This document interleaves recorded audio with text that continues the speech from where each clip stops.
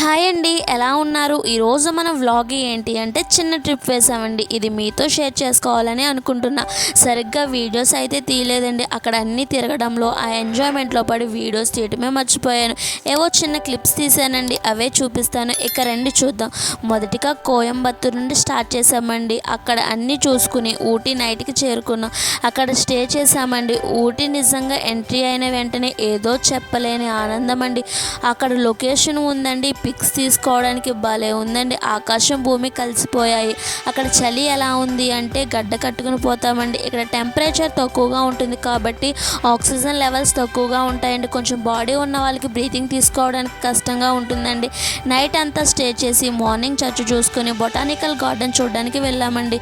దీని entry fee వచ్చి 100 రూపాయలు. లోపలికి వెళ్తే కళ్ళు చెదిరిపోతాయండి, అంత బాగుంది. ఇక్కడ గార్డెన్ చూడడానికి వచ్చి మంచిగా రిలాక్స్ అవుతున్నారండి. ఇక్కడ ఉన్న లొకేషన్స్ చూడడానికి 2 కళ్ళు అయితే సరిపోవండి. ఇక్కడ షాపింగ్ చేసి చాక్లెట్స్ తీసుకుని God's own country Kerala Wayanad start అయిపోయాం. ఇక్కడ లొకేషన్స్ కానీ గ్రీనరీ చూడడానికి 2 కళ్ళు సరిపోవండి, అంత అందంగా ఉన్నాయి.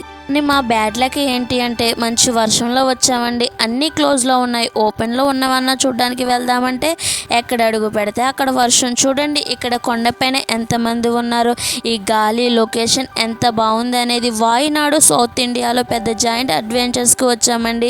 ఇవి అన్నీ ఎక్స్ప్లోర్ చేద్దామని, కానీ ఈ వర్షం మా మీద పగపెట్టినట్టుందండి.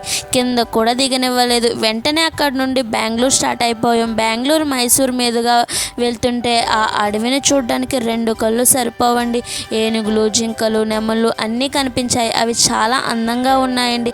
ఆ జర్నీ అయితే చాలా బాగుందండి. ఇలా డబ్బులు దాచుకుని లైఫ్లో ఒక్కసారైనా ఇటువంటి ప్లేస్ని విజిట్ చేస్తూ ఉండాలి.